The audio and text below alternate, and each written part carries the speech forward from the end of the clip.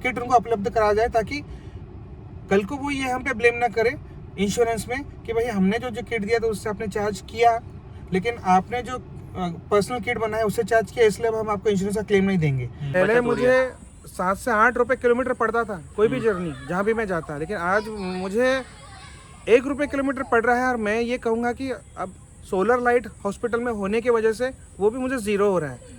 Hello दोस्तों, स्वागत है आपका ऑनेस्ट यूज़र रिव्यूज़ की नई वीडियो में। तो दोस्तों आज मैं आपके लिए फिर से लाया हूँ नेक्सॉन ईवी का ओनरशिप रिव्यू।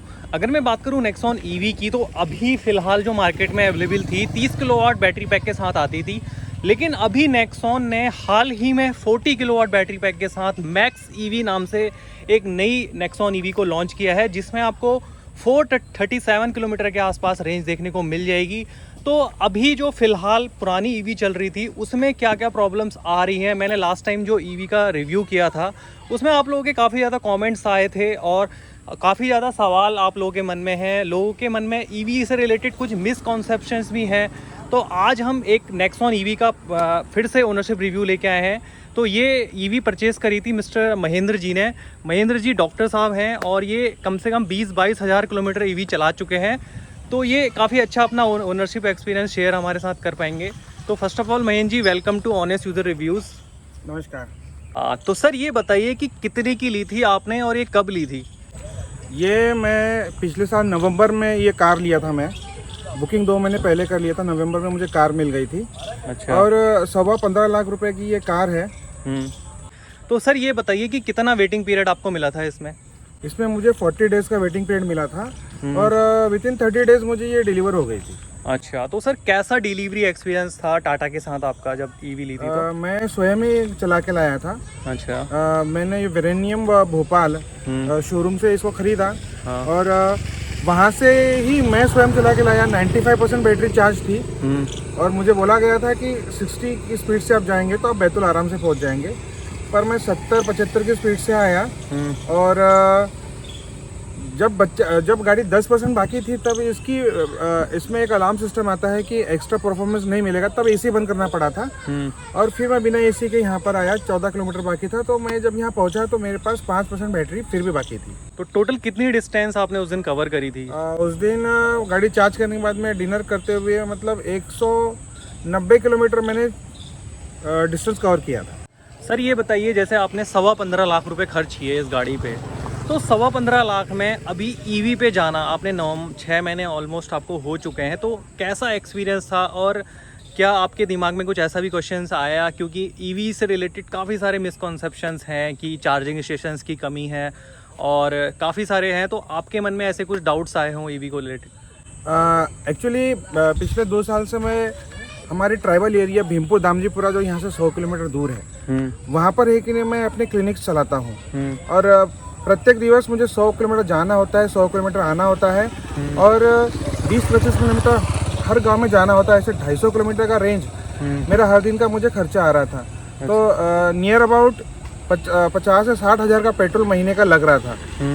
तो फिर ईवी पे रिस्क लिया। ईवी पे बहुत सारे रिव्यू भी देखे।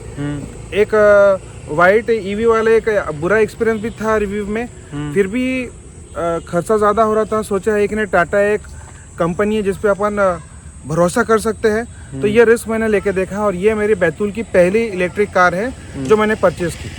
अच्छा, तो सर ये आपकी क्या प्राइमरी कार है या इसके अलावा भी आपके पास कोई कार है सेकेंडरी? इसके अलावा मेरे पास में होंडा सिटी है, फियाट है, 2 सबसे स्टार्टिंग की जो अल्टो है वो है। इसको मिलाकर मैं टोटल मेरे पास 5 कारें हैं।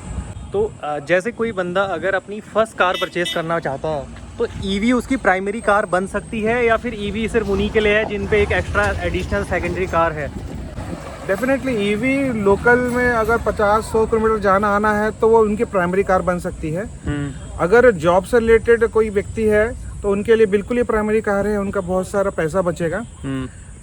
लॉन्ग डिस्टेंस के लिए अपने को इलेक्ट्रिक स्टेशन की जरूरत पड़ेगी। नो नियर अबाउट हर 1 साल में वो भी कंप्लीट हो जाएगी, ऐसे कंपनी का दावा है। तो अभी आपने इससे कितना एक बार में लॉन्ग स्ट्रेच किया हुआ है, और उस लॉन्ग स्ट्रेच में आपको क्या क्या चीज़ें प्लान करनी पड़ी, क्या क्या प्रॉब्लम्स आपके माइंड में आई और क्या क्या चैलेंजेस आपने फील किए ईवी के साथ? लॉन्ग स्ट्रेचेस तो मैंने ज़्यादा नहीं, मैं यहाँ से भोपाल तक गया हूँ, यहाँ से अमरावती और नागपुर तक गया हूँ। और दामजीपुरा से तो रोज़ ही आता जाता हूँ। पर एक बार मैं जब दामजीपुरा गया था तो दामजीपुरा यहाँ से 100 किलोमीटर है, उसमें 50% बैटरी यूज़ हो जाती है और हम 60 की स्पीड से जाते हैं एसी के साथ में। जब रिटर्न में आया तो मैं चाय पीने के लिए बैठ गया और गाड़ी ऑन ही रहेगी, मेरा ध्यान नहीं रहा। तब वहाँ पे सिर्फ 20% बैटरी बाकी थी और डिस्टेंस कवर करना था 50 किलोमीटर, क्योंकि भीमपुर में मैं चाय के लिए बैठा था। तो भीमपुर से बैतूल 50 किलोमीटर और 20% बैटरी। मैंने कंपनी को फ़ोन लगाया, कंपनी ने बोला कि 30-40 की स्पीड में चलाइए। मैं 30 की स्पीड और 40 की स्पीड में चलाते हुए आया, उसके बाद भी मेरी 5% बैटरी बच गई। तब मेरा जो भरोसा है वो अटल हो गया कि ये गाड़ी मुझे कहीं पे भी नहीं छोड़ेगी, धोखा नहीं देगी। तो फुल एक बार चार्ज में आपने कितनी मैक्सिमम इसकी रेंज निकाली हुई है? उस टाइम पे आपकी कितनी स्पीड थी, एसी कितना था, ये सब बताइए। मेरा अमरावती का एक्सपीरियंस मैं आपको बता रहा हूँ, वही मेरा लॉन्ग डिस्टेंस एक्सपीरियंस है। फुल चार्ज पे यहाँ से 175 किलोमीटर अमरावती पड़ता है, तो 58% में मैं अमरावती पहुँच गया था।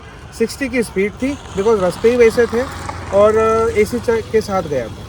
और बाद में वहाँ 40% बैटरी बच गई। ये सबसे मेरा एक्सपीरियंस था कि इतने 58% बैटरी 170 किलोमीटर मेरी गाड़ी चल गई। ये एक अच्छा एक्सपीरियंस मेरे साथ रहा। तो अगर 100 होगी तो आसपास आपको 260-270 के आसपास मिल जाएगी। 175 तो मैं 58 में चला गया। हाँ, 58% बैटरी डेफिनेटली 270, 280, 290 तक जाएगी। अच्छा सर, अब बात आती है टाटा के सर्विस एक्सपीरियंस की और कैसा उनका कस्टमर सपोर्ट है। जब आपको ईवी से रिलेटेड कुछ प्रॉब्लम्स आती हैं तो कैसा वो आपको गाइड करते हैं और कैसा मतलब एक्सपीरियंस रहता है? जब गाड़ी खरीदी तभी उन्होंने बताया था कि 2000 किलोमीटर पहली सर्विस होगी, उसके बाद में 5000 पे दूसरी सर्विस होगी, 15000 पे तीसरी सर्विस होगी। तो पहली सर्विस कराने का तो मेरे पास टाइम ही नहीं मिला। दूसरी सर्विस मैंने नागपुर में कराई। जब हमने दूसरी सर्विस कराई तो हमारा सिर्फ गियर का ट्रांजैक्शन ऑयल उन्होंने चेंज किया, वो भी कंपनी की पॉलिसी थी तो उन्होंने करी। उसमें 700 रुपये मेरे से चार्ज लिया गया और अलाइनमेंट के मेरे से 500 अतिरिक्त लिए गए। उसके बाद मैंने 15000 किलोमीटर पे तीसरी सर्विस कराई। पहली सर्विस मैंने 2000 रुपये कराई नहीं, दूसरी सर्विस 5000 रुपये कराई, तीसरी सर्विस 15000 रुपये कराई। उसमें ट्रांजिशन ऑयल बदलने के लिए उन्होंने मना कर दिया, बोले अब अपन चौथी सर्विस जो 30000 किलोमीटर पे वो कराएंगे। अच्छा, तो ऐसे 3 सर्विस मैंने कर दी है और उसके अलावा कोई चार्ज ही नहीं आया, कोई खर्चा ही नहीं आया इसका। मतलब मैक्सिमम सर्विस कॉस्ट कितना चले जाता है? Maximum transition oil 800 plus balancing और ये सब मिला के 1000-1200 से ज़्यादा नहीं जाएगा। अच्छा, तो सर आप जैसे इसको 22000 किलोमीटर के आसपास ड्राइव कर चुके हैं, तो पहले आप पेट्रोल या डीजल कार ओन करते थे, तो कितना आप अब पैसा बचा ले रहे हैं? कितना प्रैक्टिकली वो आपको लगता है कि मेरी मनी पहले मुझे 7 से 8 रुपये किलोमीटर पड़ता था कोई भी जर्नी जहाँ भी मैं जाता, लेकिन आज मुझे 1 रुपये किलोमीटर पड़ रहा है। और मैं ये कहूँगा कि अब सोलर लाइट हॉस्पिटल में होने की वजह से वो भी मुझे ज़ीरो हो रहा है। हाँ, तो सर ये बताइए, जो आपने यहाँ पे घर पे चार्जिंग स्टेशन ये आपने लगाया हुआ है, इसमें कितना कॉस्ट पड़ जाती है और यहाँ पे घर पे अगर कोई बंदा चार्ज करता है तो कितनी इलेक्ट्रिसिटी कंज्यूम होती है इसमें? ये तो कंपनी की तरफ से ही हमको दिया गया है, जिप्ट्रॉन कंपनी की तरफ से। मतलब इसके साथ में जो बैटरी है उन्होंने ही ये हमको एक नहीं चार्जिंग करने का जो किट है वो दिया है।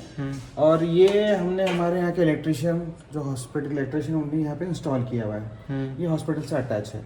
अच्छा, ऐसा देखा जाए तो इसको ये 30 kV की बैटरी है इसकी, तो 30 यूनिट इसमें इलेक्ट्रिसिटी कंज्यूम होती है चार्ज करने के लिए।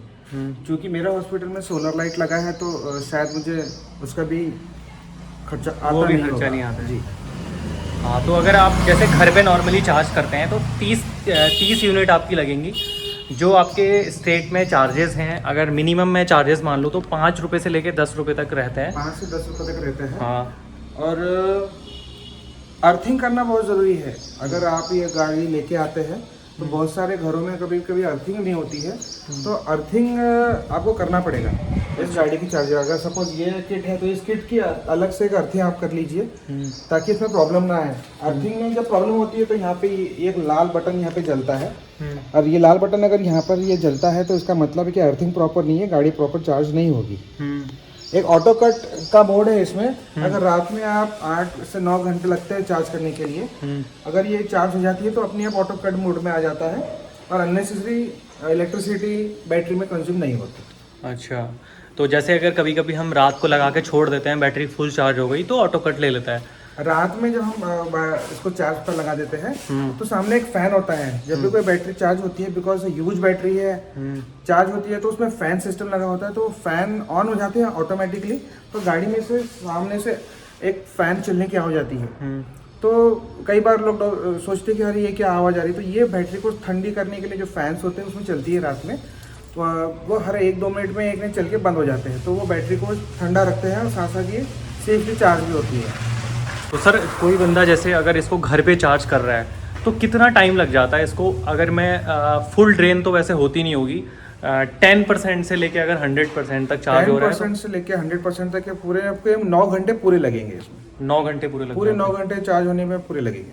9 hours it will take. Sir लोगों के ये क्वेश्चंस हैं ईवी से रिलेटेड कि जो इसमें टाटा 8 साल की बैटरी और मोटर की वारंटी दे रहा है और 3 लाख किलोमीटर के आसपास, तो उसके बाद 8 साल बाद इसका क्या होगा बैटरीज का? और फिर मैं जब कार लेने गया था, मुझे 1,60,000 किलोमीटर की गारंटी दी गई है और 8 साल की गारंटी दी गई है बैटरी की। तो टाटा कंपनी अगर बैटरी की गारंटी 8 साल तक दे रहे हैं तो 8 साल तक की कोई भी गाड़ी की मतलब जो है लाइफ, वो कहना है कि 8 साल मैक्सिमम बहुत अच्छी लाइफ है, उसमें अपन अच्छे से उसको यूज कर सकते हैं। उसके अलावा भी बैटरी के अंदर कुछ सेल्स वगैरह होते हैं, कहते हैं कि वो सेल वगैरह अगर बैटरी में कोई प्रॉब्लम आई या फिर वो डिस्टेंस आपको कम दे रही है या बैटरी काम नहीं कर रही है, तो फिर आपके सेल्स वगैरह चेंज होंगे। उनका खर्चा अनुमानित 8 साल बाद कितना होगा या 1,60,000 किलोमीटर चलने के बाद कितना होगा, वो उन्होंने प्रश्न चिन्ह रखा है। अच्छा, अभी तक कुछ क्लियर नहीं है कि क्या होगा 8 साल बाद बैटरीज का? नहीं। तो जैसे 22,000 किलोमीटर 6 महीने अप्रॉक्स हो गए हैं, तो अच्छी खासी ड्राइव आप कर लेते हैं इसमें। तो ये बताइए कि आपने कभी डीसी फास्ट चार्जिंग से भी इसको चार्ज किया है? डीसी फास्ट चार्जिंग से मैंने नागपुर में चार्ज किया और भोपाल में भी चार्ज किया। भोपाल में 25 kV का चार्जर था, जहाँ पे मुझे नियर अबाउट 2 से 2.25 घंटे लगे, क्योंकि मैं जब भोपाल जाता हूँ तो वहाँ पे 5% बैटरी ही बचती है घूम फिर के, और जब मैं नागपुर जाता हूँ तो वहाँ पे 30 kV की चार्जिंग स्टेशन थे, तो वहाँ पर 1.5 घंटे में हो गया। अमरावती में जब मैं यहाँ से गया था, यहाँ से 170-75 किलोमीटर अमरावती है, तो जिस दिन मैं अमरावती गया था उस दिन सिर्फ 58% बैटरी में मैं अमरावती पहुँच गया। मेरे पास 42% बैटरी फिर भी रिमेनिंग थी। मुझे नहीं पता कि ऐसा कैसे हुआ, मे भी ढलान होगी। अच्छा, तो रीजनरेशन सिस्टम। वहाँ पे 30 kV का जो चार्जिंग स्टेशन था, जो वहाँ पे एक होटल में अटैच था, तो वहाँ पे मैं गया, 40 मिनट में मेरी वो पूरी गाड़ी चार्ज हो गई। तो जब कभी लॉन्ग ड्राइव करनी पड़ती है तो इसमें आपको काफ़ी ज़्यादा प्लानिंग करनी पड़ जाती होगी कि मैं इस जगह पे जाऊँगा, वहाँ होटल्स वगैरह में बात करना कि मुझे आप चार्जिंग प्रोवाइड करवाओगे या नहीं करवाओगे। तो अब जैसे कोई बंदा अगर इसको ईवी को लेके चल रहा है, तो क्या क्या चीज़ें उसको माइंड में रखनी चाहिए और क्या क्या अपने एडिशनल प्रिकॉशन के लिए उसको क्या क्या सामान अपने साथ लेके चलना चाहिए? तो नॉर्मल रूटीन एक कार के साथ में जो एडिशनल प्रिकॉशन सामान वो तो रखना ही रखना है, लेकिन आप जिस भी नए शहर में जा रहे हो उसके बारे में पहले ही जानकारी लेना है कि वहाँ पे चार्जिंग स्टेशन है या नहीं तो आप फंस सकते। तो मैंने जब मैं नागपुर जा रहा था तो मैंने मुंबई और पुणे के एक ने से संपर्क किया, जो टोल फ्री नंबर था। तो उन्होंने मुझे संपर्क दिया अमरावती का, और वहाँ कंफर्म कराया गया कि वहाँ पे चार्जिंग स्टेशन वर्किंग स्थिति में है, तो ही मैं अमरावती उस कार को लेके गया। अच्छा, तो सर अब बात आती है कि डीसी फास्ट चार्जिंग से अगर कोई बंदा इसको चार्ज करता है तो तब कितनी कॉस्ट पड़ जाती है और कितने रुपए यूनिट वो चार्ज करते हैं? मैंने हमेशा 5% की जब बैटरी रहती थी, 5 से मैंने 95% तक ही चार्ज किया। तो लगभग 460 रुपये मेरे को पड़े हैं। तो 460 से 500 के बीच में पूरा 30 यूनिट या 30 kV की बैटरी वाली जो कार है वो चार्ज हो जाएगी। अच्छा, तो सर अब ये बताइए कि ईवी का लोगों में एक और मिसकंसेप्शन है। अभी क्या है कि जितने भी ईवी गाड़ियों में तो नहीं, ईवी ओला इलेक्ट्रिक स्कूटर्स जितने भी हैं उनमें आग लगने की खबरें आ रही हैं, और जितनी भी बैटरी से रिलेटेड गाड़ियां हैं, तो कभी आपको इसमें भी कुछ प्रॉब्लम ऐसी कि भीड़? मैं जब यहाँ पे रंभा में जब मेला था, जहाँ पे रंभा में 10,000 लोग आते हैं, तो मैंने वहाँ पे एक स्वास्थ्य शिविर लगाया था। तो रंभा में भीड़ के कारण मुझे पार्किंग जगह नहीं मिली। मैंने पुलिस थाने के पास गाड़ी चार्ज कर दिया। मेरे से गलती ये हुई कि मैं थोड़े कांच नीचे नहीं किए थे। बैटरी 4 से 5 घंटे पूरी धूप में, कड़क धूप में गाड़ी खड़ी रही। तो बैटरी जब मैंने स्टार्ट किया कार, तो वहाँ पे बैटरी का अलार्म आ रहा था। तो मैंने कंपनी से बात की, तो बोले कहते हैं कि बैटरी कुछ ज़्यादा गर्म हो गई, बहुत ज़्यादा धूप में खड़ी रही गाड़ी। अच्छा, तो मुझे ये पता चला कि भाई इसको बहुत ज़्यादा धूप में पार्क नहीं करना है, आपको ठंडी जगह या छाँव में पार्क करना है। बिकॉज ये ह्यूज एक बहुत बड़ी बैटरी इसमें लगी है नीचे की तरफ पे। हाँ। तो मुझे एक नहीं, फिर मैंने उसको 10-15 मिनट छाँव में खड़ी करने के बाद ऑन किया तो बहुत इजीली ऑन हो गई। तो ये चीज़ें कंपनी अपने सर्विस मैनुअल्स में ये चीज़ें इन्फॉर्म करती है कस्टमर को कि इसको इतने टेम्परेचर से ज़्यादा में नहीं ले जाना है या इतने कम टेम्परेचर पे चार्ज नहीं करना है, ये कुछ कंपनी के साइड से पार्किंग के बारे में हमने सवाल ही नहीं किया और उन्होंने बताया भी नहीं कि कभी ऐसी जरूरत पड़ेगी हमको धूप में पार्क करनी पड़ जाएगी इलेक्ट्रिक कार। तो वो एक एक्सपीरियंस मेरे साथ था, पर उसका भी सोल्यूशन मिल गया कि भाई आपको छाँव में कार पार्क करनी है। बहुत ज़्यादा धूप में तो एक नहीं, इंसान को भी लू लग जाती है, बैटरी गर्म हो जाती है, बिकॉज ये सब मैकेनिकल चीज़ें हैं, एरर्स तो है। अच्छा सर, ये बताइए कि आपने इसकी थर्ड सर्विस करा चुके हैं, तो अब तो इसका जो सर्विस प्रोसीजर है उसमें और क्या क्या, कभी बैटरी से रिलेटेड बैटरी हेल्थ भी चेक करते हैं वो लोग? अब एक बार एक सर्विस स्टेशन में गाड़ी गई तो इनका इलेक्ट्रॉनिक सिस्टम है, वो लैपटॉप से अटैच करके सब कुछ चेक करते हैं। अच्छा। अब अपन अंदर तो जाते नहीं, लेकिन चीज़ें सब कुछ चेंज होती है, सस्पेंशन चेंज होते हैं, ऑयल अगर ट्रांजिशन ऑयल है वो चेक करते हैं। जो भी उनके इलेक्ट्रॉनिक चेकिंग सिस्टम होगा वो सब अपनाते हुए अगर उसमें कुछ कमी बीसी रहती है तो हमसे पूछते हैं कि सर इसमें ये करने के इतने चार्ज लगेंगे, तो फिर वो चार्ज अपने को अतिरिक्त देना होगा। अब सर इसकी ड्राइविंग परफॉर्मेंस के बारे में बात कर लेते हैं। ड्राइविंग परफॉर्मेंस कैसी है? आप तो 300 किलोमीटर के आसपास इसको डेली रन करते हैं, तो आपके लिए कितनी फीजिबल है गाड़ी? और कोई बंदा अगर जिसका 250-300 किलोमीटर के आसपास डेली रन है तो क्या उसको ईवी पे जाना चाहिए या नहीं जाना चाहिए? लॉन्ग डिस्टेंस ड्राइविंग के इलेक्ट्रिक ईवी कार का एक ही ड्रॉबैक है कि आपको स्पीड कम रखनी पड़ेगी। हाँ। अब मैं जिस क्षेत्र में जाता हूँ वहाँ पे इतने ज़्यादा मोड़ है कि मैं 60 से ऊपर से ले ही नहीं जाता। तो मैं आराम से जाता हूँ, आराम से आता हूँ, 100 किलोमीटर जाता हूँ, 100 किलोमीटर आता हूँ, उसके बाद में 20% मेरी बैटरी बच जाती है। और मेरा एक एवरेज ऐसा माना है मैंने कि 1% battery is equal to 2.2 kilometre, ये मैंने एक एवरेज मान लिया। लेकिन मुझे इससे भी ज़्यादा परफॉर्मेंस मिली है। अच्छा। मुझे तो 1% में 3 किलोमीटर का भी परफॉर्मेंस मेरे को मिली है इस गाड़ी से। अच्छा। बशर्ते ये है कि आपको स्पीड थोड़ा कम रखना है, एसी थोड़ा लो पे स्टार्ट करना है, आपको 60 और 65 की स्पीड में जाना है। तो सर ये सब चीज़ें हो गई इसकी पॉजिटिव, आपने जो भी बताया। कुछ आपको इसमें निगेटिव भी लगा हो कि कंपनी को उसमें सुधार करना चाहिए, या कोई बंदा अगर अपनी फर्स्ट ईवी परचेज करना चाहता है तो वो आप अपना कुछ एक्स्ट्रा एक्सपीरियंस बताइए कि ये सब चीज़ें भी सोच लेनी चाहिए पहले? देखो मेरे 3 क्लिनिक है जो यहाँ से ट्राइबल क्षेत्र में है, भीमपुर, दामजीपुरा में और कावला में। इसके साथ में उन्होंने मेरे को एक किट दी जो कि ऑथराइज किट है, पर मैंने बाकी तीनों जगह पर है कि नहीं, फिर हमारे इलेक्ट्रिशियन ने वैसी किट बना के हम उसको इंस्टॉल किया, उस पर मैंने गाड़ी चार्ज की। तो मैं कंपनी वाले को ये कहना चाहता हूँ कि अगर मेरे जैसा कोई डॉक्टर और 2 से 3 किट अगर मांगता है तो उसको महंगी गाड़ी तो ले ही रहा है, एक वाजिब रेट पर वो किट उनको उपलब्ध करा जाए, ताकि कल को वो ये हम पे ब्लेम ना करे इंश्योरेंस में कि भाई हमने जो किट दिया तो उससे आपने चार्ज किया, लेकिन आपने जो पर्सनल किट बनाया उससे चार्ज किया, इसलिए अब हम आपको इंश्योरेंस का क्लेम नहीं देंगे। तो कंपनी से मैं बोलूँगा रीजनेबल रेट में वो किट हमको प्रोवाइड किया जाए। अभी एक कार के साथ एक ही किट आती है, ये मेरे को पता है। तो अगर कोई बंदा एडिशनल किट लेना चाहता है तो उसके क्या चार्जेस हैं? एडिशनल किट के लिए हम जब शोरूम में फ़ोन करते हैं तो वो हमको सर्विस वाले का नंबर दे देते हैं और फिर सर्विस वाला फिर हमसे बात करता है।